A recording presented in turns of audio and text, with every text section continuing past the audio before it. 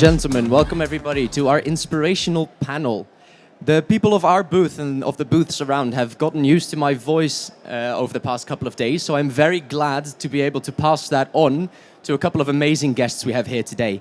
I would very much like you all to quickly and briefly just introduce yourselves and the company that you work for. I'll start all the way on my right. Arthur? Hello everyone, my name is Artur Paprocki. I'm CEO of Veles Productions. We are the company who owns ROE Visual with the ghost frame technology. We are working on 3 different markets. One is film, second it's broadcast, and we will discuss this today, and the third one is metaverse. And my name's Chris Black. I'm the global head of brand and communications for Vizrt. And of course, Vizrt is famous for graphics productions, massive XR sets, virtual sets, and being able to tell stories on a large scale. But we are also having the tools to be able to tell stories on the individual side of things too. So we are the video technology company today. I'm Stype Cajic. I'm the owner of Stype, which is a company mainly familiar for camera tracking, object tracking, people tracking, and rendering solutions for augmented reality and virtual reality. Thank you very much. Of course, we're here today to talk about the virtual production and the visual election results for broadcasts. We've already gone over it, what Veles does. Can you tell us a little bit more about your studio and exactly what it does? Like I said, we working right now in those 3 key medium. First one is broadcast, and this is the panel about the virtual elections, and we will discuss this later. But for me, the most important thing is how we approach the whole concept of the future media. So we really believe that the spatial graphics, so 3D graphics, will be the future of the internet. So for us, using the technology of RAW, it's just I call it gateways to the future. And why do you think LEDs and XR are so important for these types of formats, election type formats? For the last 20 years, we use virtual sets, more or less. And this didn't change for that time. The difference with the walls like this one is just the very, I would say, geeky thing, which is ambient lighting. If you want to put somebody in very photorealistic environment, you want to have this photorealism get back to the people as a lighting. And this is so important because whenever you go with photorealism with the graphics or the set, it has to be respond on your body. And that's why we're using ghost frame, because we want to use also multi-cameras. So multi-camera is the key for broadcast. So that's the technology you've got it here. Stype is known for tracking and media engine for broadcast. What clients do you currently have in broadcast? Pretty much almost all of them have something from Stype who are also doing virtual reality or augmented reality in their shows. Like from BBC, Fox Sports, CNN, you name it. I see. And sorry. All of them. Basically all of them, yes. I've also heard that you helped with the elections for Poland from 2023. Can you tell us something about that? Yes, in Poland we helped for the elections where we provided camera tracking. If I'm not mistaken, we also provided the engine which was driving the LED volume.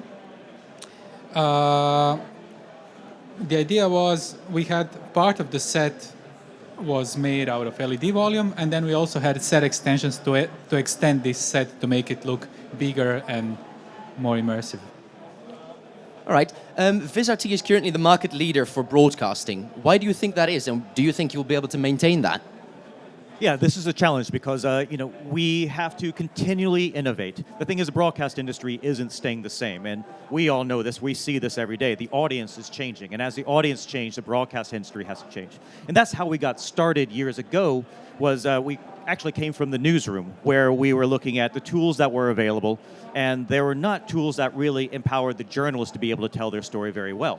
So we hired some engineers, came together, built some tools for that, and suddenly journalists all over and broadcasters all over are saying, hey, this is actually working so much better than anything we've ever used before. Let's go for it. And that helped us grow and grow and grow.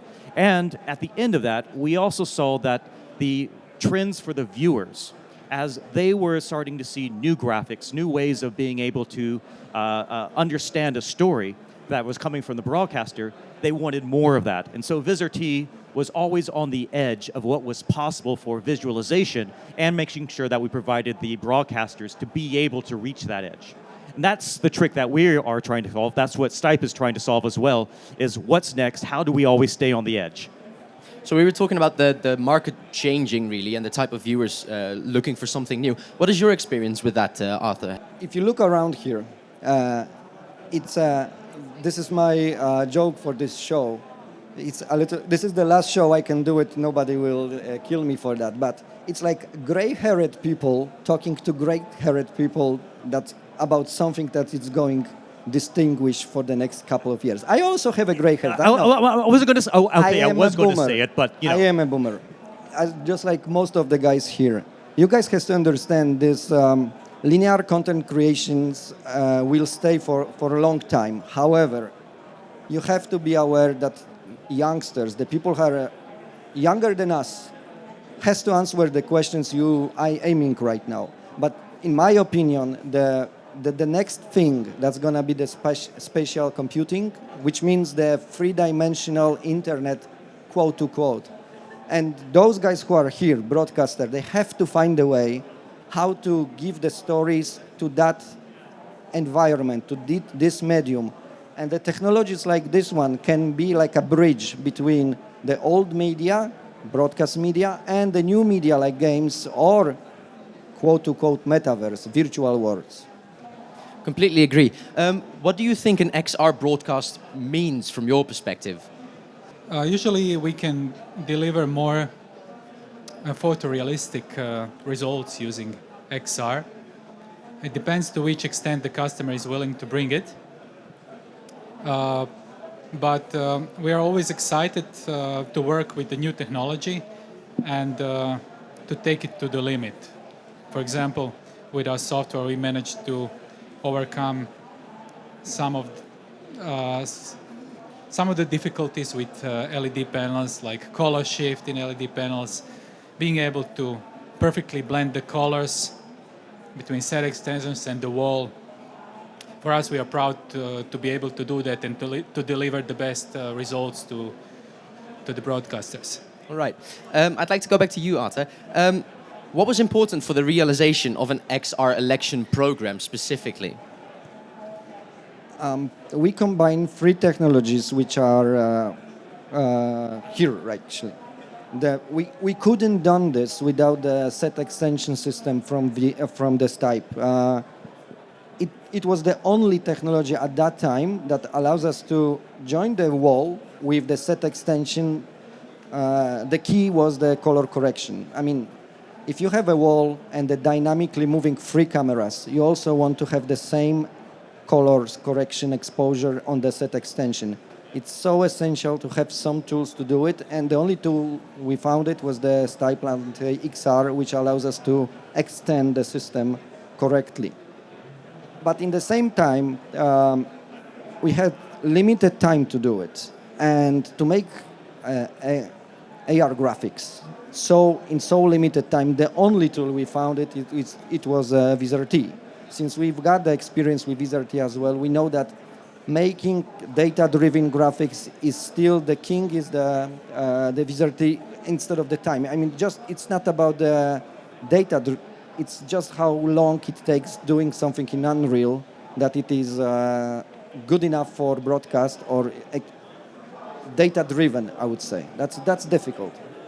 I see. Was there any challenges that you still ran into during this program? The challenge was 8 hours of live productions with the wall, set extension, and combinations of Unreal Engines with Vizrt. That was a challenge. And the data-driven graphics live. Nothing about except that everything was very easy. Very good. Veles has developed its own solution now with the knowledge of Arthur. Why should producers use Vizrt? So I'm going to go back to actually both what these guys were talking about. And there's the technology behind being able to create the XR environment. Yes, you have to have that fidelity. You have to have that seamlessness. You also have to have that data visualization part of that. Vizrt is really good at pulling those pieces together, working with our partners to be able to do that, giving Veles what they need to be able to understand and see through the creative vision that you have, and working with Stype to be able to actually take that and make it a reality within the studio.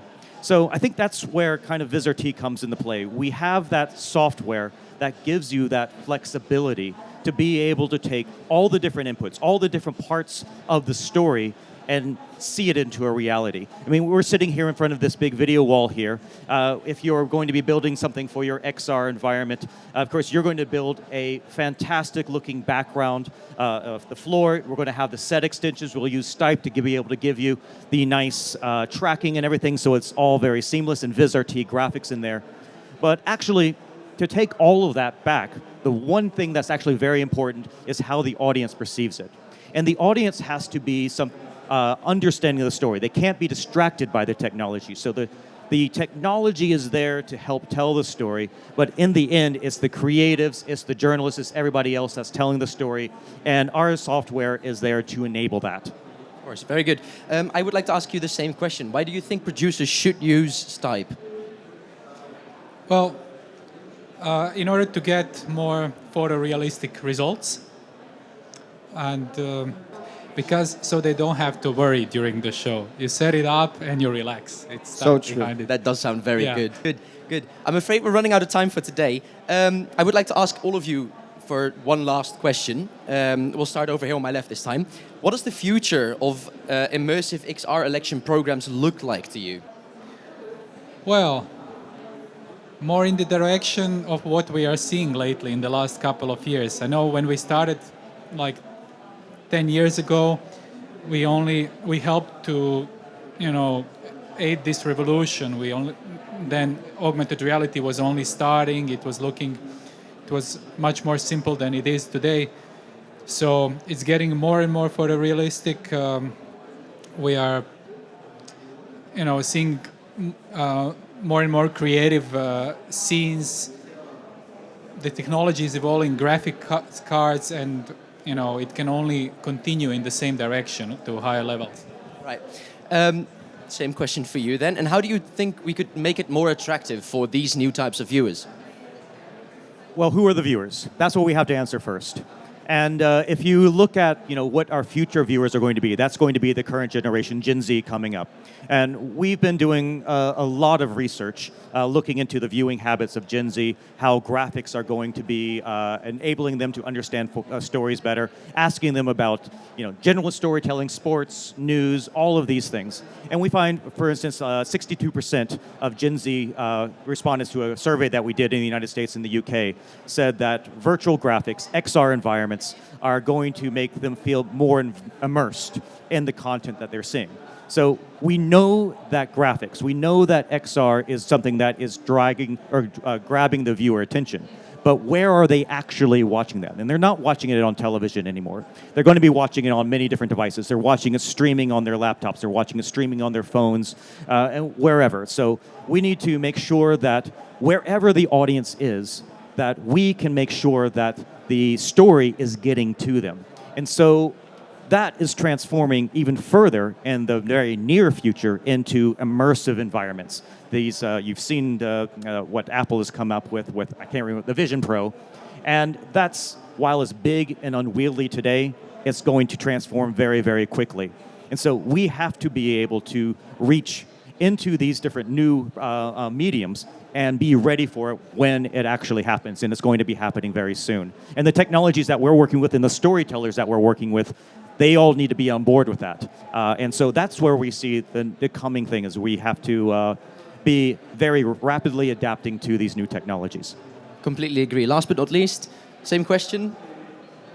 And the question is, what is the future of virtual productions and elections?